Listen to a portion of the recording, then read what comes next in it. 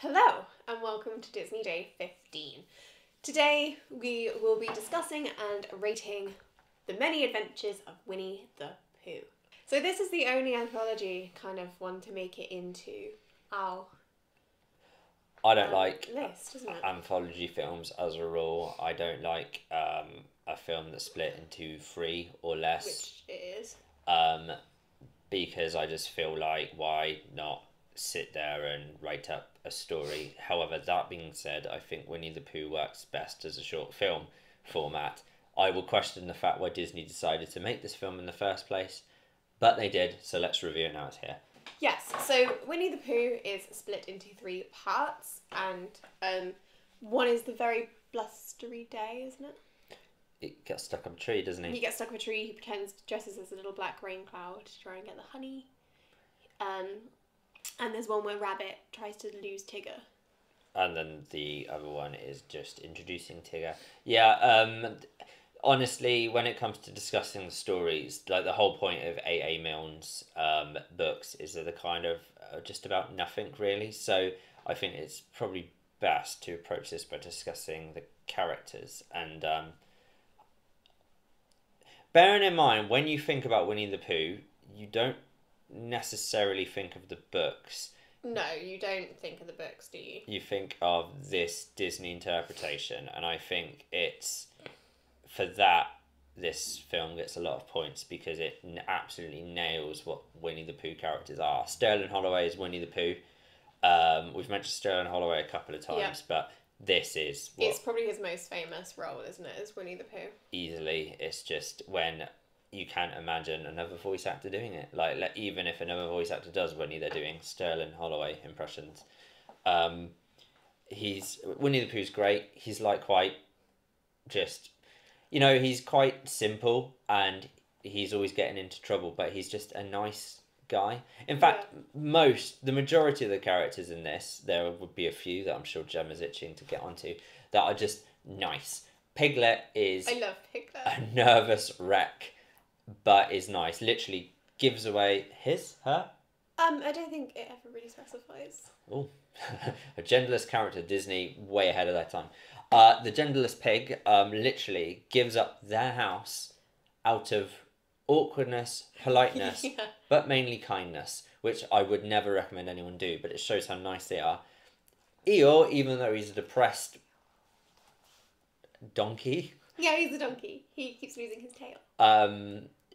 He's nice, and then Tigger, while he's annoying as sin, he means well. The exception to the rule is Rabbit. So I like Rabbit.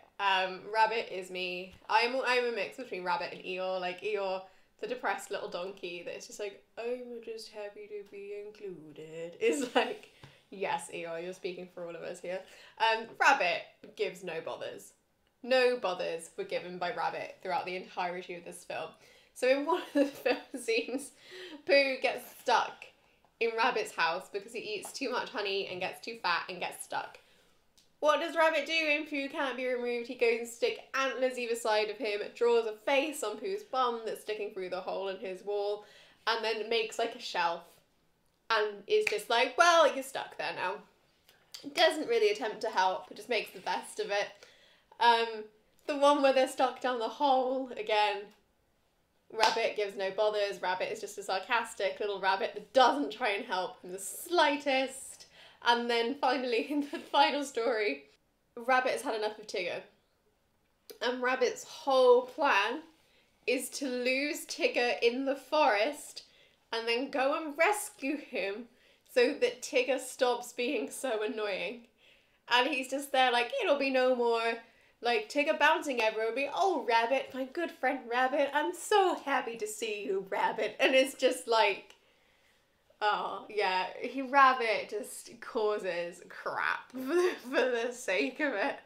I don't know who deserves this praise, but I don't know if it's A.A. Milne or Disney, but all of the characters are implied that they're based on some sort of mental illness. mental illness might be the wrong word. As so, like Eeyore, depression without a doubt. Piglet, severe anxiety. Tigger, ADHD. They've all got them, but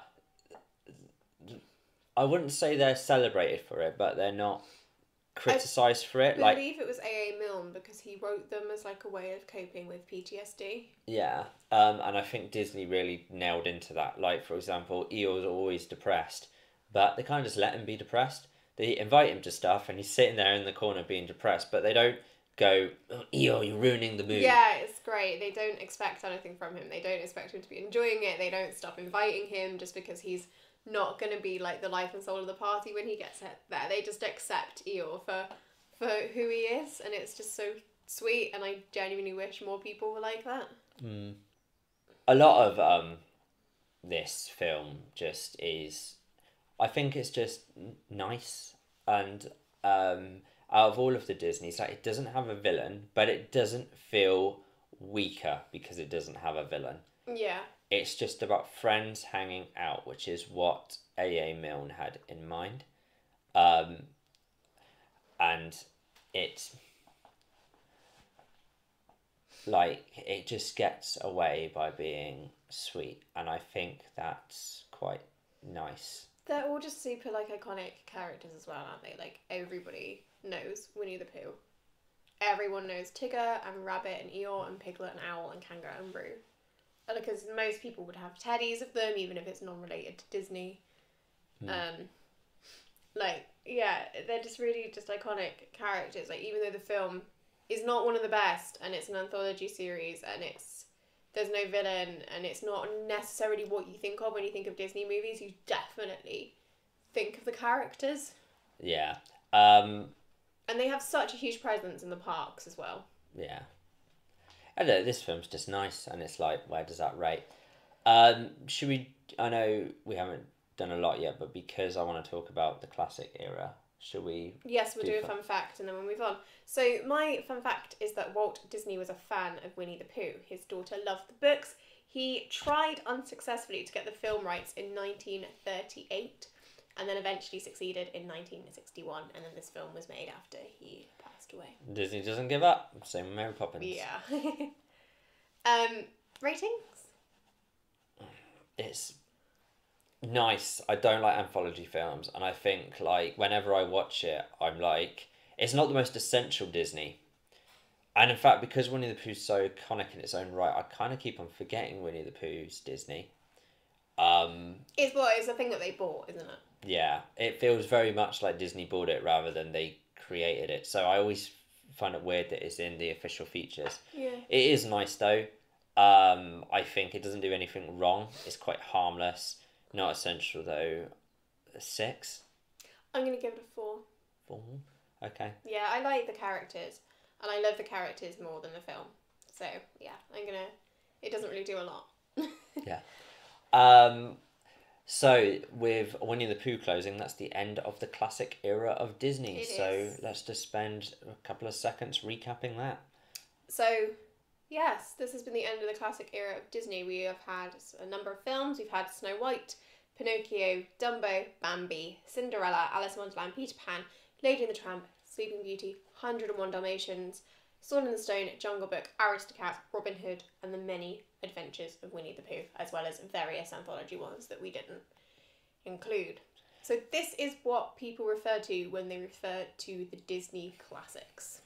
There are a few on there that we like because of where they are in the Disney canon, but we said could have been improved there. I don't think it was until Bambi that we started liking the films for being the films. That's fair. However, there are some absolute classics. I mean, Bambi, Jungle Book, Robin Hood have got crazy scores from us. Yep, so have Aristocat and Peter Pan. Yeah, they're just... So, I think the classic eras where Disney got into your childhood and kind of became iconic. You also had the opening of the... I believe both the Disney parks, original Disney parks, opened in this era, just going outside the films. You had Disneyland opening in Anaheim and Walt Disney World opening the Magic Kingdom in Florida. Yeah, a lot of fond memories. Yeah. Okay. Join us next time when we dive into the Dark dark. age of Disney. Well, at least reviewing them will be therapeutic, I suppose. Yes, it's not a good, it's a mixed era coming up. In the next video, I will go into the backstory of the company and why this became the dark age of Disney. So, as we leave the classics era, I bid of you farewell and have a magical rest of your day.